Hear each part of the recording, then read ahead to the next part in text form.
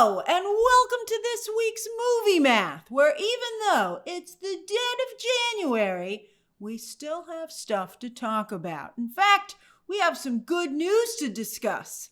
Wicked, Squid Game, Mr. Gerard Butler, Dwayne Johnson, that's right, good news for The Rock, and even Captain America 4. Do you agree with me that this is good news?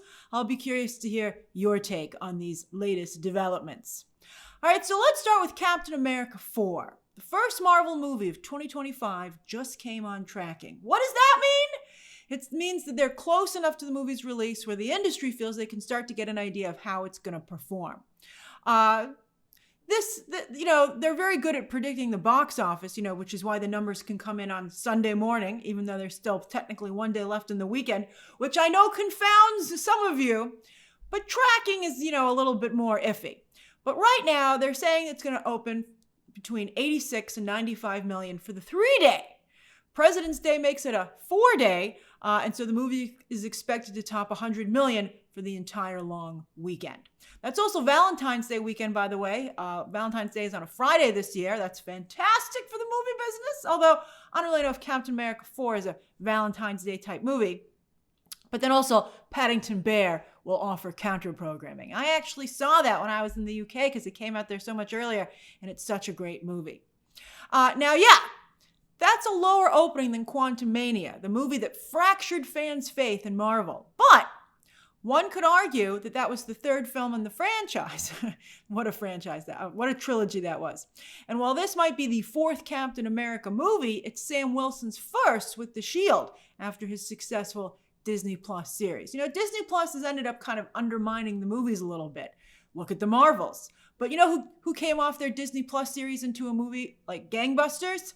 Wanda! Wanda don't get no respect. All right, so anyway, we'll see if, it's a similar situation for, but there's no Bucky here. Bucky is going to have his own movie this year in Thunderbolts, which is also kind of Disney Plus-y. Do you think Disney Plus Marvel shows were a good idea? I don't know. I'm torn on it. I certainly enjoy them. Looking forward to Daredevil, but that's that's decidedly in the streaming space because of Netflix. I've loved Loki. We got a lot of great content. Agatha, but it seems to have undermined the movies a little bit. Although of course Deadpool and Wolverine did just fine. We're going to talk about that. All right, now, the debut that's being tracked for Captain America 4 would match the opening weekends for many MCU characters' first forays, their first movies. Although, technically, is this his first movie since the other Disney Plus series? That complicates things a little bit. And this entry, it's a little short on fantasy, but it has the Red Hulk, although while everyone respects Harrison Ford, at the Golden Globes, everyone was like, is that Harrison Ford over there? But still, it's been a minute since he could sell any movie tickets. We all remember what happened with the last Indiana Jones movie. But to be fair, it was awful. However, on that note, the trailers for Captain America 4 have looked very good to me. I like that kind of political intrigue film. Although I don't know how many fans there are of that kind of genre, but I like it. Although, Captain America has always kind of been in that space, but this seems to be leaning into that space more so than ever before. One could maybe say, did you guys forget that you were a comic book movie? Don't forget that. And they're like, there's a Red Hulk right there. We'll see. Now, I think the trailers, again, as I just said, have looked excellent. But of course, there are rumors that despite multiple reshoots, which have really ratcheted up the budget for this movie, it's insanely expensive, Marvel just can't fix it. So what will the Rotten Tomatoes score be? And just like with Moana 2, will Disney hold the review embargo until the last possible second? Work for Moana 2. It's about to hit $1 billion, or, it's extremely close to it. It probably will hit $1 billion at this point. Also, President's Day weekend in February, it's a good weekend. Some big movies have launched there, as you can see. Black Panther, Deadpool and Wolverine, the first Deadpool. But that debut, it's not a huge weekend. And so that debut would actually put Captain America 4 in 4th place of all time for the holiday weekend. So that's certainly respectable. Obviously we'd want to blow the roof off of it, although I think it'd be very hard to top Black Panther unless there was another Black Panther movie. But still, I think that would be very respectable. The movie has to do at least okay. It's coming after Deadpool and Wolverine, and we're all wondering if that put Marvel back on track or if it was more thanks to Ryan Reynolds than Kevin Feige, because Ryan Reynolds was such a big part of that film, in front of and behind the camera. Before Deadpool and Wolverine, Marvel was having a really horrible run there for the most part. And they don't want to kick off 2025 looking like they're right back in it. Also, after letting down so many actors of color over in Star Wars, this corner of the Disney empire needs to make sure that that doesn't become a company-wide pattern. Look after your actors, Disney. Disney can blow up, really glow up careers, but they also can blow them up. It's tough. Disney doesn't always look after their talent. All right, now, as some of the talent, by the way, has called them out on. Now, as for this weekend's box, so what do you think of Captain America 4's predicted opening weekend? I think it's fine. I'm not like, oh boy, but I think, as I said, that would be a very respectable beginning for that film, opening weekend.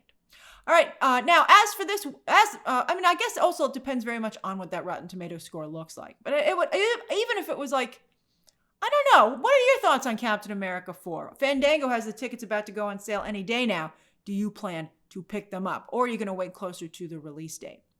All right, now it's not like there are other movies that are going to be holding up your reservations if you have like AMC A-List or something like that, because it is slow right now. Now, as for this weekend's box office, that Gerard Butler, man, he might not be an A-lister anymore. Was he ever? But he's really carved out a career for himself as a B-level movie star. Maybe a C-level movie star, but you know what? I thought Plane was a great movie. That was a surprisingly good film. Is Gerard Butler a guilty pleasure? Pour vous? All right, so he's got the #1 movie of the weekend. I mean, that's pretty nice. And unlike other actors and producers, Butler gets these movies of his into theaters instead of going straight to streaming or digital. These days, that's impressive. The audience scores aren't bad and the demos are fantastic. This is a very good development for co-star O'Shea Jackson Jr. as well, who returns also from the first film. At this point, Butler's got himself several franchises, and he often puts out several movies a year. Like 2 movies a year, that's incredible. An actor could do a lot worse. I mean, they're not the best movies ever made, but he's really churning them out. And this proves that actors who put on their business hats and start producing work for themselves survive. Sandra Bullock did that. Sandy Bullock did. She had a really great start out of the gate. She was doing really well, but then she just couldn't, it looked like she was maybe going to fade away. And she kept herself in the movie business. And then, of course, had a huge resurgence yet again. And now I think is a little bit on the ropes again, although she never stopped producing her own films. Good for her. Den of Thieves 2 opened on par with the first entry and better than a lot of Butler's other recent films. It's amazing he can keep getting these in theaters. But hey, money's money, and they do eventually go to digital and streaming anyway. Plus, these are low numbers. But whatever, look what time of year he's releasing them. The theaters are thankful for him. Plus, he's kept his career alive long enough to benefit from How to Train Your Dragon going to live action. If it's a hit, he gets another movie out of it, and it could give yet another boost, a big career boost for him. As for the overall top 10, let's take a look at Sonic vs. Mufasa, round 4. All right, so the movies domestically are still neck and neck. Some of you are just so invested in this. With Sonic managing to maintain its overall edge, again, domestically. But worldwide, Mufasa has pulled ahead considerably, passing $500 million. I mean, again, it's not great. It's a far cry from the first film. But again, at least it ended up not totally it's a little bit of an embarrassment, but not totally embarrassing itself. I don't think Barry Jenkins should have said bad stuff about the movie. I think it's rallied. I think that, why make it look like you're disloyal to a studio and that they can't trust you on the publicity, campaign. All right, so I'm like, are you going to badmouth my movie next? I don't know, Barry. I think it looks great for him. And then Sonic, it's pretty much been in all the country. It's now in all the countries it's going to get to. Because, before people were like, Sonic hasn't expanded yet. Thank you very much to true global release. I think it's got like 2 smaller countries left to go at this point. But it continues to do strong business. And any day now, it will become the most successful entry in the trilogy. As we discussed on Friday's 2024 box office wrap-up, be sure to check that out if you haven't already. It's Paramount's, I think, overall big success story for the year. So even though it ended up not being able to beat Mufasa worldwide, it did very well for itself. And Sonic fans should feel good about that. You're going to continue, I think, to see a lot from that corner of Paramount. All right, Nosferatu, slowing down a bit. I hope it gets to 100 million domestic. It would be really nice for it. It's still a big hit for Universal. But Universal's Wicked? Wowzer! All right, so it's about to cross 700 million in theaters, which early on, as it struggled overseas, seemed unlikely. So this is incredible. And again, it still has to hit Japan, where thanks to Wicked and Frozen Mania over there, it's expected to do quite well. But what's really exciting for the movie and Universal overall, and why we're discussing it today, is how well Wicked is doing on digital. Look at this headline.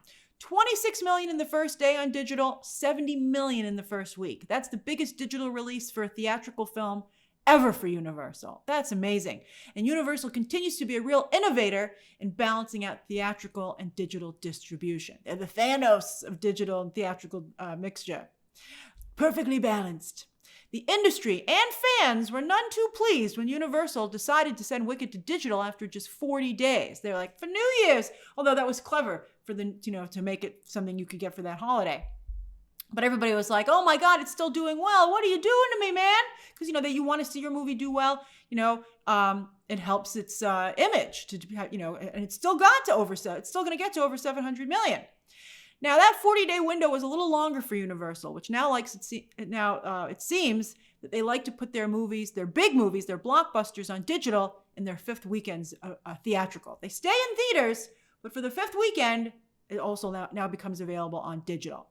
That's one of the shortest, if not the shortest windows in the industry. I believe Disney has the longest. Disney waits the longest to put it on because they were burned so badly by going direct to Disney Plus, I guess, that they don't want to spook maybe their talent. During the pandemic. All right, so anyway, for Universal, for smaller films, those go to digital in just 17 days. But you can't argue with these results. You might feel Universal's rushing to digital, but they're making money everywhere, in theaters and on digital, and they're making lots of money. And Wicked itself is truly a sensation. Even if it doesn't end up winning any big awards this season, the studio definitely has a new franchise. Not only is there the sequel later this very year, but author Gregory Maguire, who wrote the novel Wicked, did different takes on other fairy tales, including Cinderella, from the ugly stepsister's perspective. This is very interesting to me. Not only is it a little like Maleficent, from the villain's perspective, and there's rumor they might make Disney might make a Hades movie, but Disney had a popular book series from the villain's perspective, right? So they're like, oh man, how are we getting beaten to the punch by Universal on this? But Disney could start to do more of this. And that's why I guess maybe they're considering the Hades movie. But Stephen Schwartz and Winnie Holzman, and I guess technically you could argue they started it with Maleficent, but that was a while ago and they really ran those movies into the ground. But Stephen Schwartz and Winnie Holzman, who did the music and book for Wicked on Broadway and are involved in the movies, they have said they're already brainstorming new ways to expand the Wicked brand theatrically. So that's very, in the movie theater space. So I think there's definitely something interesting going on here. Could Disney finally get some real competition in the fairy tale fantasy space? Interesting indeed. What do you think? I think they definitely have competition in that space now. Because it seemed for a long time that no one could do fantasy and fairy tale like Disney. Even when other studios tried, it was a far cry. But Wicked, thanks to John Chu, the new Greta Gerwig, just not getting enough credit for what they accomplished, it now clearly can be done. All right, and another film from India, Game Changer, was able to open in the top 10. As for awards films, the awards season has understandably been put on hold with the LA fires. It'll probably start up again in the next week or so. But we had the Golden Globes, right, and the SAG Awards nominations managed to come out. So with few new films hitting theaters, as happens every year at the beginning of the year, audiences now start to check out awards contenders in theaters.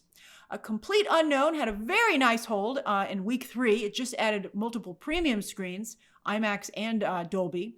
And Timothée Chalamet returns to host SNL, where he always does a great job. But this time he will also be the musical guest as well, and probably sing a couple of songs from A Complete Unknown, which he does really amazingly well. That'll happen at the end of this month. Baby Girl held up very well, the best hold in the top 10, in fact, although it was left out entirely out of the SAG nominations. While The Last Showgirl, which did very well with SAG, just managed to make it into the top 10. A great movie, fantastic movie. I watched it again this weekend. I have screeners as a critic and a Critics' Choice member. Great movie. The Brutalist, which I'm also a big fan of, added 60 screens after all its Golden Globe wins last weekend, and it's at number 11. It's just knocking on the top 10, and it'll get there, I think. It also, by the way, started playing in IMAX, but it goes wide at the end of the month. Are you going to see The Brutalist in theaters? It's really phenomenal. Over on digital, look at Dwayne Johnson laugh last. Oh my goodness, over 2 billion minutes for Red One when it hit Prime Video last month.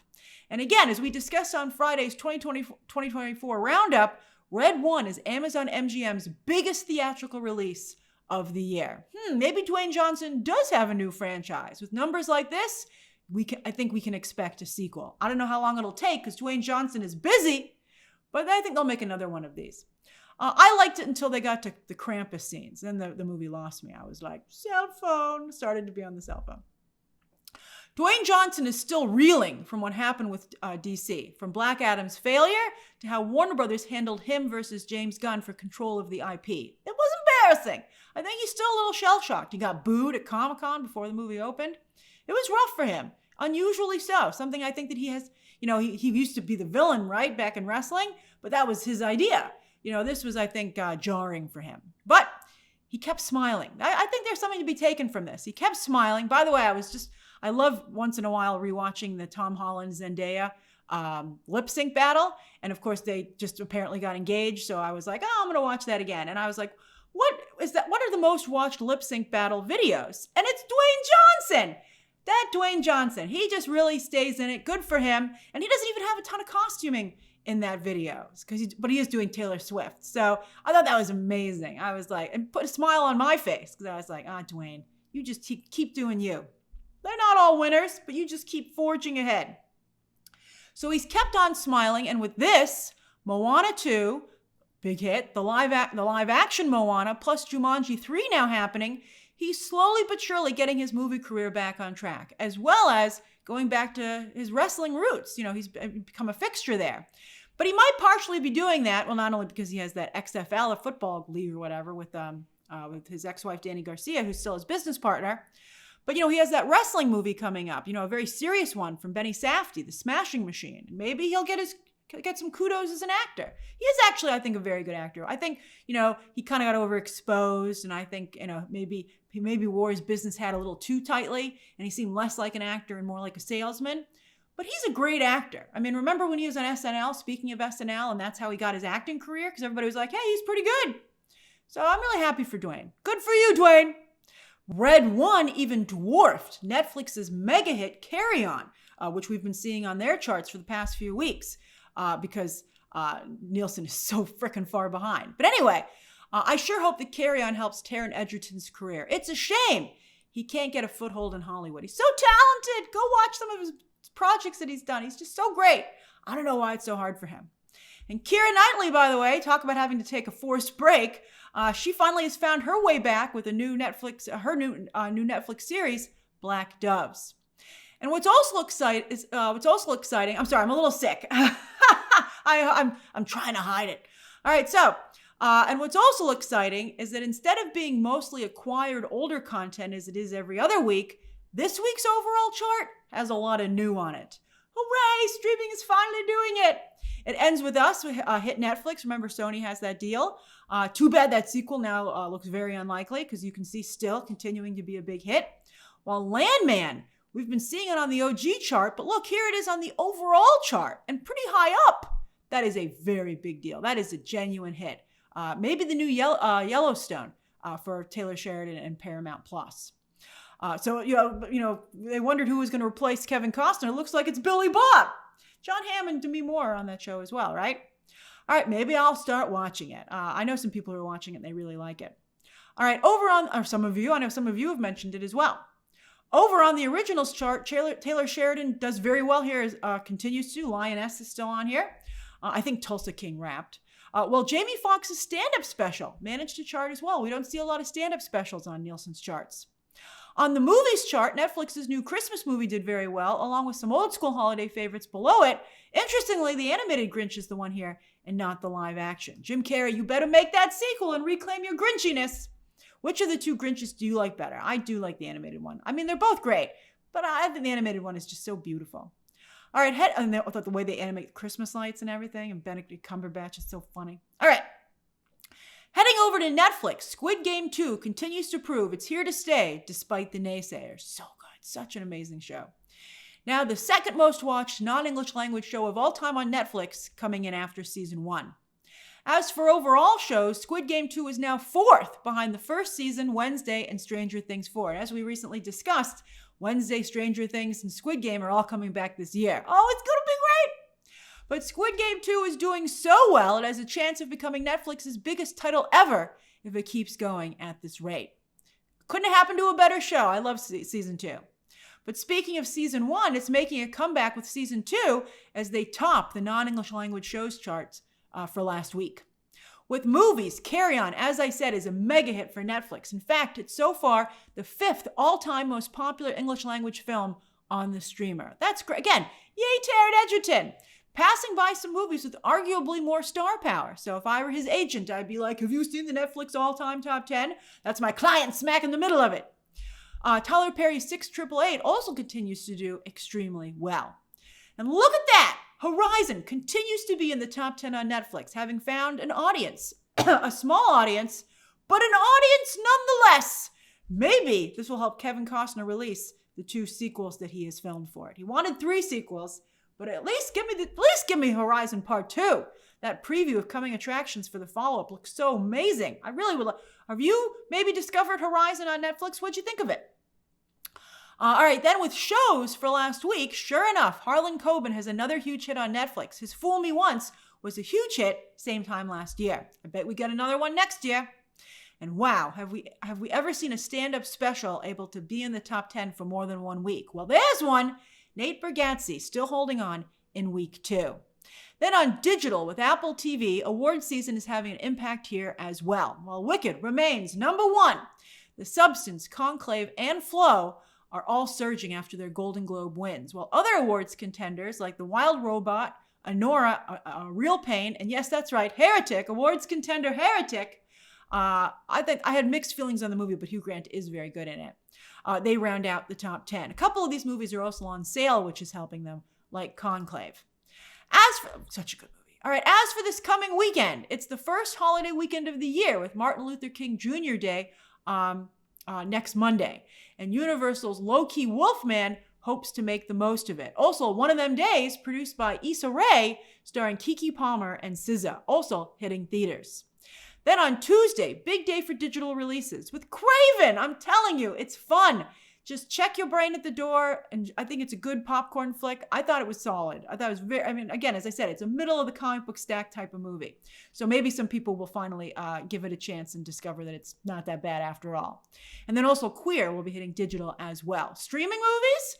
On Tuesday, Peacock has a Diddy documentary, while on Thursday, Unstoppable with Jennifer Lopez debuts on Prime. Well, on Friday, Netflix could have another massive hit with Back in Action, which not only features Jamie Foxx, but the return of Cameron Diaz. I plan to watch that for sure. What are you thinking you'll plan? I mean, do you think, I think Back in Action could actually rival the theatrical releases. I think that's going to be a very hot title for Netflix.